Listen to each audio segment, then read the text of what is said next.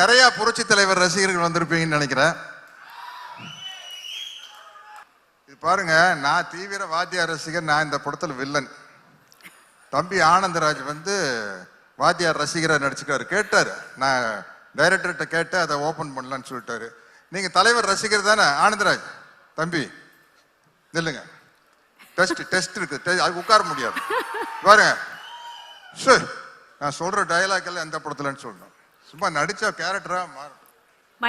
ஏய் துரைசாமி, என் தாய் எனக்கு பால் ஊட்டி வளர்த்தாங்க, இந்த நிலத்தாய் எனக்கு சோறு ஊட்டி வளர்த்தாங்கடா. இந்த தாயை விட்டு கொடுக்குற அளவுக்கு நான் கோழை இல்லடா. ஒரு பிடி மண்ணுக்காக எந்த தியாகத்தையும் பண்ணக்கூடிய பரம்பரையில வந்தவன்டான்னா. ஏய் 100 என்ன 1000 என்ன லட்சம் பேர் ஒண்ணு கூடி படையெடுத்து வந்தாலும் இந்த இடத்தை விட்டு பிரிக்கவே முடியாதுடா. நான் ரத்த சிந்துனா அது இந்த மண்ணில் தாண்டா கலக்கும். நான் உடல் கீழே சாஞ்சா அது இந்த மண்ணை தாண்டா அணக்கும்.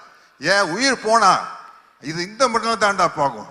ஆனா அந்த நேரத்துல நான் எழுப்ப போகும் உரிமை குரல் இங்கு மட்டும் இல்லை, எங்கெல்லாம் உழைக்கிறவன் இருக்கிறானோ, எங்கெல்லாம் அவனுடைய வேர்வை துளிகள் விழுதோ, அங்கெல்லாம் என்னோட உரிமை குரல் உழைச்சுக்கிட்டே தாண்டா இருக்கும். அவர் சொன்னதுல உங்களுக்கு பாதி பேர் கிடைச்சிருக்காரு. உரிமை குரல் படத்துல வர உரிமை குரல் பேர் சொல்லிட்டாரு. சரி, இது வந்து அவர் துப்பாக்கி சூடு வாங்கினதுக்கு அப்புறம், துப்பாக்கியால சுடுறதுக்கு முன்னாடி ஒரு அவருடைய வாய்ஸ் இருக்கு தெரியுமா? சொல்லுங்க.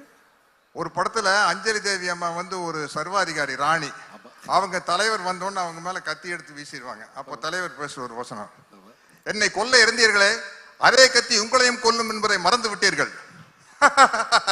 குறிவைத்தால் தவற மாட்டேன், தவறுமானால் குறிவைக்க மாட்டேன்.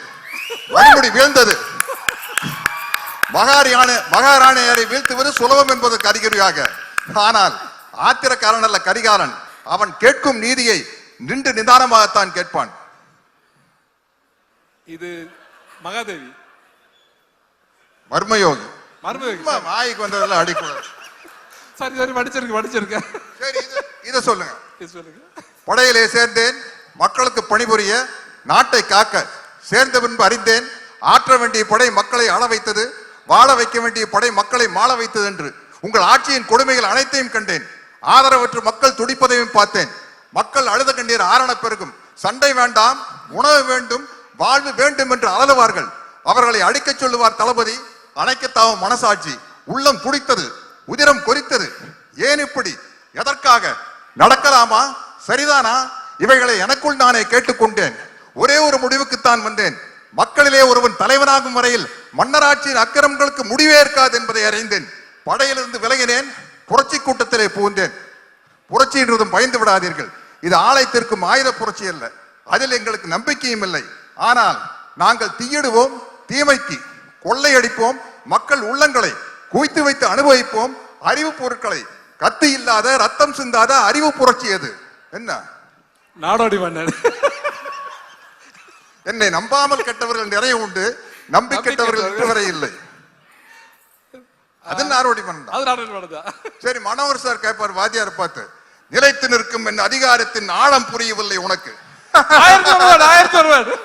உங்கள் அதிகாரம் என்ன சிலப்பதிகாரமா? என்றென்றும் நிலைத்திருப்பதற்கு.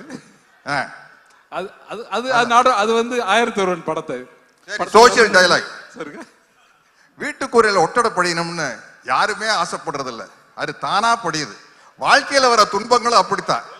நாம தான் நம்ம மன உறுதியால போகணும். இது இதுல இல்ல சந்திரோதயம். ஓகே, பரவாயில்ல, பொழைச்சு போங்க, விட்டுரு. நல்ல பேரை வாங்க வேண்டும் பிள்ளைகளே. Guys, I think for one moment Sathyaraj சாருக்காக ஒரு மிகப்பெரிய கைத்தட்டல் கொடுத்துடலாம். This is iconic, sir.